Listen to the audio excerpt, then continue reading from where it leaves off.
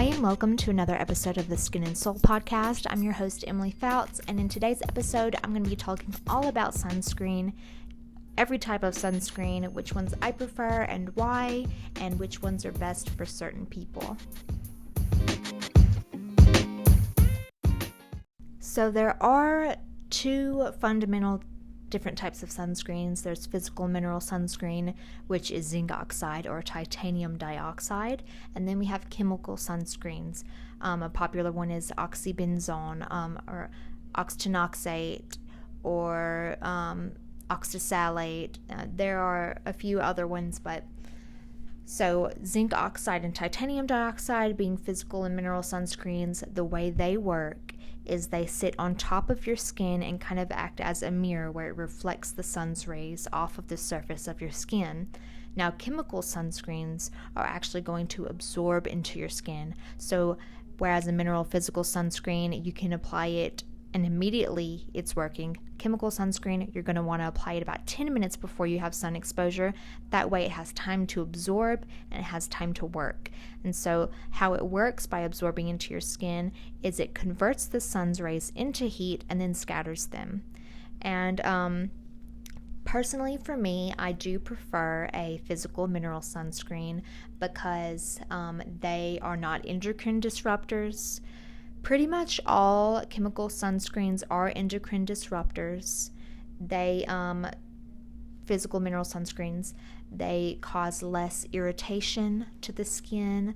Some chemical sunscreens can cause an irritation, and especially, as we sweat, the sunscreen can potentially run, and if a chemical sunscreen were to get in or near your eye, it's going to cause much more irritation than a physical or mineral would. I'm kind of just like bashing on chemical sunscreen right now, but there are some chemical sunscreens that are unsafe for aquatic life. In Hawaii, it's actually like illegal to wear certain chemical sunscreens and then get in the water. If you are also getting in the water and you're concerned with aquatic life, you also, if you're using a physical or mineral sunscreen, you want to make sure it's like a non-nano SPF. So those are like really small particles, I guess, where it can like still be harmful to aquatic life when it is a nano sunscreen. I'm actually not too knowledgeable about what that is, but I know that non-nano is better. So yeah, a lot of people of color will experience a white cast with their sunscreen, and I personally believe that is why a lot of people of color with darker skin types do not wear a sunscreen, because they maybe expect that to be the case with all of them. And so when they're getting a white cast, it's usually from mineral or physical because it does sit on top of the skin. But don't be scared. Mineral and physical sunscreen isn't only for white people. People of color can wear it too. You just have to have a correct formulation, a formulation that is going to spread easily.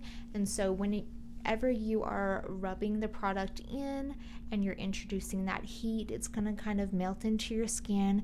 So you just have to be patient with the process of application. And there are some that work better than others. I do love Lyra for people of color. I haven't experienced that it leaves a white cast. And if that is a legitimate concern of yours and something that you've experienced, you can get a tinted one. So Lyra has a zinc oxide dominant sunscreen that is tinted, and I love it. And they also have a hydrating one, and then they have like I wouldn't say it's mattifying, but they describe it as oil-free. So it has a really velvety texture, and that's actually the one that I use in my treatment room. I also have Black Girl sunscreen. That's the brand name of it. It is a chemical sunscreen. So it doesn't have octinoxate in it, but it does have 4 other chemical sunscreens. And additionally with that, it also has jojoba and avocado oil in it. So a sunscreen that, even if it is mineral, if it has more of like hydrating ingredients in it, it's going to make it more like spreadable, and then that's going to be a little bit better for you. And so I mean, this is better than nothing, honestly, even though I'm a big fan of zinc oxide. A chemical sunscreen isn't bad, okay? That it's just my preference not to have a chemical sunscreen. But if you're really wary, you've had a horrible experience with sunscreens, Black Girl sunscreen is a great one to get because I know for a fact it does not leave a white residue. So not only is this just a sunscreen, this is one of the 2-in-1s. This is a sunscreen, an SPF daily moisturizer. So it is SPF 30. I don't get anything that is below SPF 30. I don't get anything that is above SPF 50. So the reason that is because less than 30, it's not going to have much protection. And if it's above 50, it has a false sense of protection. And so that makes the general populace believe that they don't need to reapply. So yeah, my favorite is 30 to 50 personally. And then comparing zinc oxide and titanium dioxide together, zinc oxide provides more protection actually. So that is why I prefer a sunscreen to have a little bit more dominance with the zinc oxide. And like I've said in some of my other videos, hyperpigmentation, sunspots, it's all accumulative. So even if you're baking in the sun in your 20s and you still look great, when you pop, you get into your 30s and your 40s, that is going to pop up because it's been in the lower layers of your skin that hyperpigmentation has. And so once you get older, it's going to pop up. So you want to make sure that you're taking preventative measures rather than corrective measures. That's the most important thing when we're talking skin health. So SPF is for everyone, short, tall, skinny, fat, white, black, doesn't matter, you need SPF. And so obviously I work with Lyra Clinical and Glymed Plus. They both are great lines that have different great things about them. Some of my favorite SPFs I'll mention here. I do have also in my highlights on my Instagram some of my favorite sunscreens, but I'll go ahead and tell you now. All 3 of the Lyra Clinical sunscreens are zinc oxide dominant, and they're great sunscreens. I love all of them. And then I'm honestly not a huge fan of the Glymed Plus sunscreens, but they're not bad at all. It's just, a preference.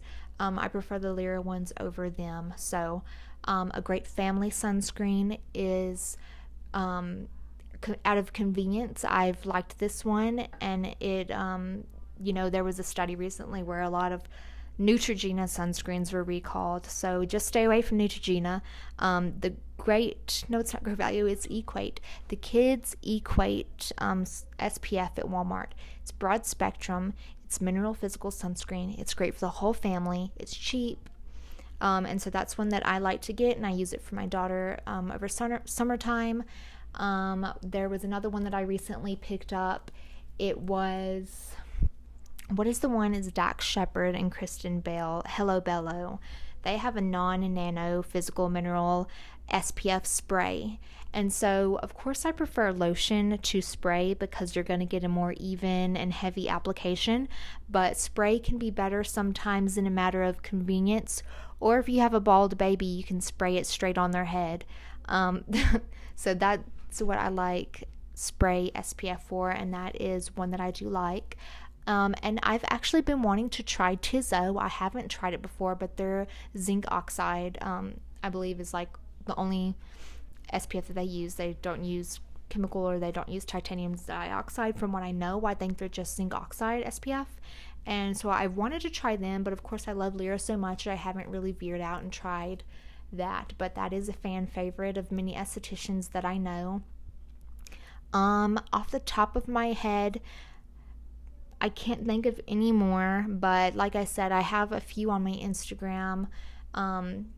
Blue Lizard. Blue Lizard is another family-friendly SPF that I like. That's one you can pick up at Target. And, I mean, if you can see daylight, you should be protected, but it has like a little cap, and if it turns blue, that means there's sun exposure.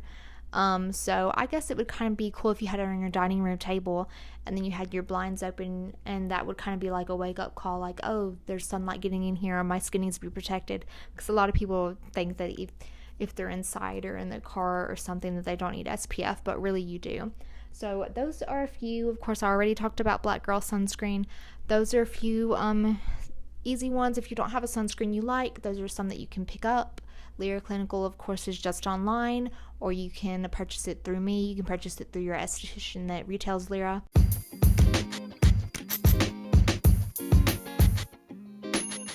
So if you made it this far, thank you so much for listening. I hope that you learned something new, and that maybe now you have a higher importance of SPF and the role that that plays in your daily life and the role that it plays in your age prevention. So yes, I will see you guys next Monday, 8 a.m. Mountain Standard Time for another episode.